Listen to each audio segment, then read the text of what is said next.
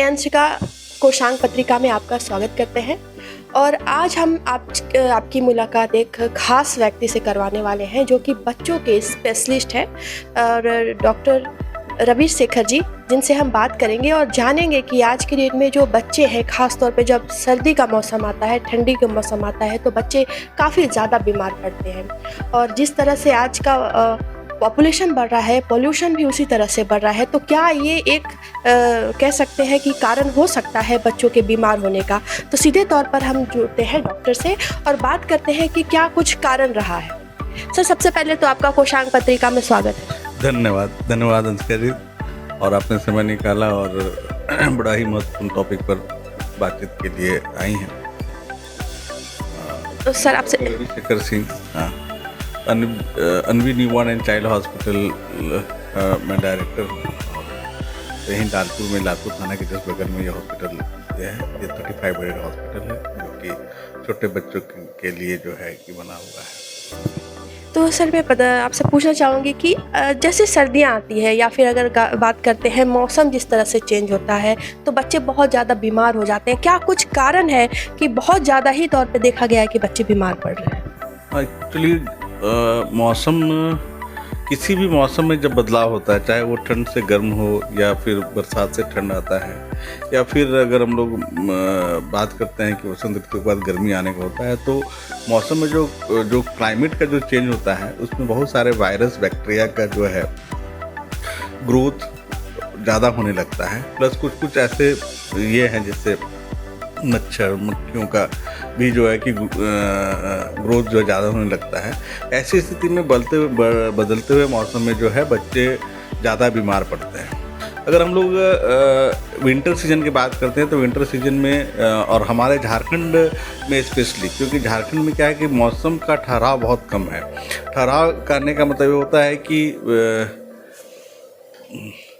बच्चे जो है मौसम के ठहराव का मतलब ये हुआ कि एक तरह का मौसम, यहाँ पर मॉर्निंग हो सकता है कि थोड़ी गर्मी हो रही है, दोपहर में हो सकता है बारिश हो जाए, शाम को बहुत ज़्यादा ठंड हो जाता है। ऐसे स्थिति में हमारा जो शरीर है वो इस तरह के चेंज ऑफ वेदर को जो अडेप्ट नहीं कर पाता है, जिसके चलते बच्चे जो है चूँकि वो नाजुक है, उनका इम्यूनिटी थोड़ा वीक होता है, तो वो उसको सस्टेन नहीं कर पाते हैं और ज़्यादातर बीमार पड़ते हैं। और कॉमन बीमारियाँ जैसे cough and cold, loose stool, fever, ये चूँकि कम्युनिटी एक्वायर्ड है तो इनका जरा सा भी एक्सपोजर होता है तो एक से दूसरे को फैलता है, जो कि तेज़ी से एक से दूसरे बच्चे को फैलने लगता है। क्या ये एक और भी कारण हो सकता है कि जिस तरह से पॉपुलेशन बढ़ा है झारखंड में, रांची में खासतौर पे बात करें, तो ये क्या एक कारण हो सकता है कि उनको सांस की बीमारी, सांस लेने में दिक्कतें होने लगी हैं और जो भी बीमारियां होती हैं वो काफ़ी लंबे समय तक उसको पकड़ के रखती है? बिल्कुल आपने सही कहा। एक्चुअली पॉपुलेशन बढ़ना तो एक प्रॉब्लम तो होता ही है, लेकिन सबसे ज़्यादा प्रॉब्लम इस बात का है कि हम लोग की पॉपुलेशन बहुत ही सेंट्रलाइज्ड हो गई है। बहुत सारे हम लोग शहर में ही एकदम केंद्रित हो गए हैं और इतनी ज़्यादा गाड़ियाँ और छोटे गाड़ियाँ, बड़ी गाड़ियाँ शहर में चल रही हैं, जिसके चलते वायु प्रदूषण जो है वो बहुत ज़्यादा बढ़ गया है, जिसके चलते छोटे बच्चे बड़े सभी में जो है ये वायु प्रदूषण से होने वाली बीमारियाँ जो है कि काफ़ी बढ़ गई है। सबसे बड़ा प्रॉब्लम हम लोग को अभी जो देखने को मिल रहा है वो है पोस्ट कोविड के बाद। हम लोग जो normal cough and cold, normal viral infection जो पहले थोड़े आसानी से ठीक हो जाते थे, अब इसका बहुत सारे रूप जो है ना एक ही सीजन में, एक ही साल में हम लोग अभी देख पा रहे हैं। चाहे वो 2023-22 की बात करें या 2023 की बात करें, हम लोगों ने देखा है कि इस तरह के वायरल इन्फेक्शन को ट्रीट करना थोड़ा सा पहले से डिफ़िकल्ट होते जा रहा है, क्योंकि मल्टीपल ऑर्गेनिज्म, मल्टीपल तरह का प्रॉब्लम एक ही साथ बच्चे को आ रही है। तो डेफिनेटली पॉपुलेशन बढ़ने से ये परेशानी तो आई है। पॉपुलेशन के साथ साथ जो सेंट्रलाइज्ड पॉपुलेशन हुआ है, प्लस अत्यधिक मात्रा में गाड़ी, रोड का उस तरह का विकास नहीं, तो उसके चलते वायु प्रदूषण के चलते सांस की बीमारियाँ डेफिनेटली बढ़ी है।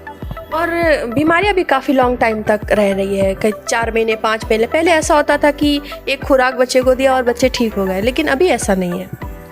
एलर्जिक टेंडेंसी जो है ना कि वो काफ़ी बढ़ गई हैं। कफ एंड कोल्ड की बात करें तो डेफिनेटली ये थोड़ा सा डिफ़िकल्ट हो रहा है। बहुत बार हम लोगों को ओरल मेडिसिन के साथ साथ नेबुलाइजेशन के साथ बाद में मेंटेनेंस के तौर पे इनहेलर वगैरह भी देने पड़ रहे हैं बच्चे को, जिससे कि उनके कफ एंड कोल्ड में उनको आराम मिल रहा है। और डेफिनेटली अगर हम लोग ऐसे बात करें तो जब हम लोग इन्वेस्टिगेट करके देखते हैं तो हम लोग देखते हैं या तो बच्चे में एलर्जी की समस्या बढ़ गई है या बच्चे को जो है कि जो इम्यूनिटी है वो कम हो गई है। तो ये परेशानी तो अमूमन कुछ दिनों से हम लोग काफ़ी देख रहे हैं। और एक चीज़ देखा जा रहा है बच्चों में, काफ़ी बच्चे छोटे हैं और उनमें मोटापा की भी ये चीज़ मुनाफा होते जा रहा है। तो इसका क्या कारण है और उस पर रोकथाम के लिए क्या करना चाहिए? एक्चुअली ये जो मोटापा है, अगर हम लोग ऐसे बात करें तो इस तरह से समझने का ज़रूरत है। मोटापा तो तभी आ रहा है जब हम जो कैलोरी है वो जितना रिक्वायरमेंट है उससे ज़्यादा ले रहे हैं और हमारा एक्सपेंडिचर कम हो रहा है। एक्सपेंडिचर कम होने का सबसे बड़ा कारण है कि हम लोग जो बॉडी को जो एनर्जी को लॉस करना है वो नहीं कर पा रहे। क्यों? क्योंकि आउटडोर एक्टिविटीज़ बंद हो गए हैं। हम लोग जंक फूड पर बहुत ज़्यादा जो है कि आ गए हैं और स्क्रीन टाइम जो है वो बहुत ज़्यादा हो गया है। जैसे मोबाइल देखते हुए खाना खाना, टीवी देखते हुए खाना खाना। तो ये जो सीडेंटरी हैबिट्स बच्चे में हो गया है, किसी भी तरह का आउटडोर गेम्स नहीं खेल रहा है। इवन कि अगर बच्चे स्कूल से भी आते हैं तो उसका तुरंत मोबाइल या टीवी और टीवी देखते हुए खाना खाना, ये सब सारा कारण है जिसके चलते मोटापा जो है वो एक समस्या जो है बढ़ते जा रही है। और जहाँ तक इसके रोकथाम का बात है तो सबसे इम्पॉर्टेंट चीज़ है वो है हमारा अवेयरनेस। हमारे बच्चों के लिए पेरेंट्स का अवेयरनेस और बच्चे का अवेयरनेस कि भाई ये हमारे लिए लॉन्ग टर्म में अच्छा नहीं है। बहुत सारे बीमारियां जो हैं वो मोटापे के चलते, जैसे डायबिटीज़, ब्लड प्रेशर, काफ़ी अर्ली एज में और इवन हार्ट डिजीज़ भी काफ़ी अर्ली एज में मिल रहा है। तो अगर हम शुरू से अगर इस पर ध्यान नहीं देंगे, हम अपने आउटडोर एक्टिविटीज़ को नहीं बढ़ाएंगे, हम अपने रूटीन को नहीं फॉलो करेंगे, हम एक सीमित खाना नहीं खाएंगे, बैलेंस डाइट नहीं लेंगे, हम अपने स्क्रीन टाइम को नहीं घटाएंगे, तो ये समस्या का निदान नहीं हो सकता है। और एक चीज़ पूछना चाहूँगी कि जो बच्चों में निमोनिया की शिकायतें आती है उसमें क्या सिम्टम्स होते हैं और किस कारण से ये आती हैं? एक्चुअली बच्चे में निमोनिया या हम लोग इस तरह से कहें कफ एंड कोल्ड या अपर रेस्पिरेटरी ट्रैक्ट इन्फेक्शन, ये सब जो है कि काफ़ी कॉमनली होते हैं। और ये सारी चीज़ों का सिम्टम जो है वो बच्चा इनिशियली एक ही तरह से प्रेजेंट करता है, वो है फीवर, कफ, कोल्ड, सांस लेने में दिक्कत जिसको ब्रेथलेसनेस बोलते हैं। और बहुत बार बच्चे जो है थ्रोट पेन लेकर के भी प्रेजेंट करते हैं। लेकिन जो सबसे बड़ी बात है कि निमोनिया जो है एक ड्रेडेड बीमारी है, स्पेशली छोटे बच्चों में, क्योंकि हम लोग कहते हैं कि निमोनिया या तो एक्सट्रीम्स ऑफ एजेस, या तो छोटे बच्चे या तो फिर 60 के ऊपर जो है उसमें जो है ना ये बहुत बार जानलेवा ये कारण बन जाता है। अगर हम लोग इनिशियली अगर अच्छे से शुरू के कफ एंड कोल्ड को, अपर रेस्पिरेटरी ट्रैक्ट इन्फेक्शन को अगर अच्छे से ट्रीट करते हैं तो ये शायद निमोनिया में इसका बदलाव नहीं होगा, और या होगा तो कम होगा। दूसरा जो सबसे इम्पॉर्टेंट चीज़ है वो है प्रिवेंशन। रोकथाम कैसे करेंगे? रोकथाम के लिए ज़रूरी है हमारा वैक्सीनेशन। बच्चे का वैक्सीनेशन जो है वो बिल्कुल ही प्रॉपर होना चाहिए। आज के समय में गवर्नमेंट में भी निमोनिया का वैक्सीन जो है ना वो अवेलेबल है और लोग आराम से वैक्सीन जो है लगा सकते हैं, जो कि अपने इंडियन सिनेरियो के हिसाब से जो वैक्सीन बना है वो अवेलेबल है। तो अगर थोड़े से जागरूक रहेंगे और वैक्सीनेशन करेंगे तो हमारा निमोनिया का प्रिवेंशन या कॉम्प्लिकेटेड निमोनिया का इंसिडेंस जो है काफ़ी घट जाएगा। एक वैक्सीन जिसको हम लोग फ्लू वैक्सीन बोलते हैं, जो cough and cold flu fever के लिए होता है, वो भी ऑल्दो गवर्नमेंट में अभी नहीं आया है, लेकिन Indian association of paediatrics IAP guideline के हिसाब से हर बच्चे को at the age of 6 and 7 month first इसमें 2 डोज लगना चाहिए। और ये अगर हम लोग एवरी ईयर लेते हैं तो कफ एंड कोल्ड का इंसिडेंस जो है काफ़ी घट जाता है। तीसरा जो चीज़ है वो है बैलेंस्ड लाइफ। बैलेंस्ड लाइफ को अगर आप अच्छे से लीड करेंगे तो आपका इंसिडेंस घटेगा, जिससे कि आपका निमोनिया का जो इंसिडेंस है उसमें भी प्रभाव पड़ेगा। और ये जो मैंने कहा कि जो लंबे समय तक जो बीमारियां टिकी रहती है, उसका कोई उपाय ऐसा हो सकता है कि ये जैसे पहले होता था कि एक खुराक दिया और ठीक हो गया, इस तरह का कुछ? अगेन इस लंबे समय के लिए 3 ही चीज़ इम्पॉर्टेंट है। नंबर 1 कि बीमारी को ना होने देना, उसके लिए जो हम लोग कर सकते हैं healthy lifestyle, hygiene, proper hygiene, good nutrition, ठीक है, और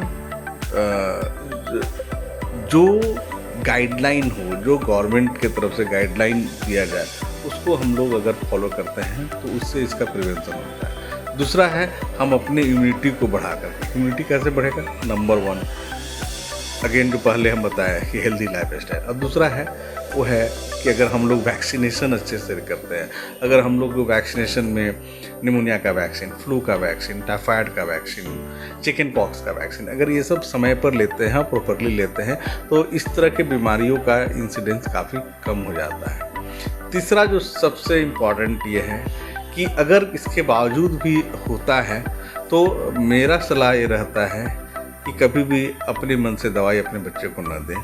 दूसरा है कि ओवर द काउंटर दवा दुकान से दवाई पूछ करके न दें, ताकि वो साधारण सा बीमारी जो है वो एक जटिल बीमारी न बन जाए और उसके लिए उस लंबे इलाज का जरूरत पड़े, क्योंकि इस तरह के ये से नंबर ऑफ़ एंटीबायोटिक्स का एक्सपोजर बढ़ जाता है, नंबर ऑफ़ ड्रग्स जो है उसका एक्सपोजर बढ़ जाता है। बहुत सारी ऐसी दवाइयाँ भी बच्चे खा लेते हैं जिसका ज़रूरत नहीं होता है, जिसके चलते साधारण सी बीमारी जो है एक जटिल बीमारी के रूप में कन्वर्ट हो जाती है।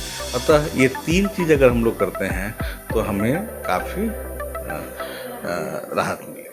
अच्छा, क्या आपने अभी कभी ऐसा देखा है कोविड के बाद से कि बच्चों में जो कुछ ऐसी खास चीज़ें होती होंगी, क्योंकि यहाँ पे तो काफ़ी ज़्यादा बच्चे आते हैं, तो कभी आपको ऐसा लगा कि पहले तो ये इस तरह से नहीं होता था और अब जो है ये बच्चों में देखा जा रहा, कुछ इस तरह की बीमारी है, कुछ इस तरह? रिसेंटली अगर हम लोग बात करते हैं तो एक चीज़ जो चिंता का विषय बनता है पोस्ट कोविड के समय में हमारे बच्चे काफ़ी कंटेंट रहे, सोशल इंटरेक्शंस उनका पुअर हो गया, मैक्सिमम टाइम वो अपने घर में बंद होकर के इवन मोबाइल और स्क्रीन टाइम का काफ़ी बढ़ गया, जिसके चलते ऑटिज़म और ADHD नामक बीमारी का जो इंसिडेंस है वो काफ़ी बढ़ गया, जिसके बच्चे हमारे OPD में लगभग हर दिन 102 बच्चे आते हैं।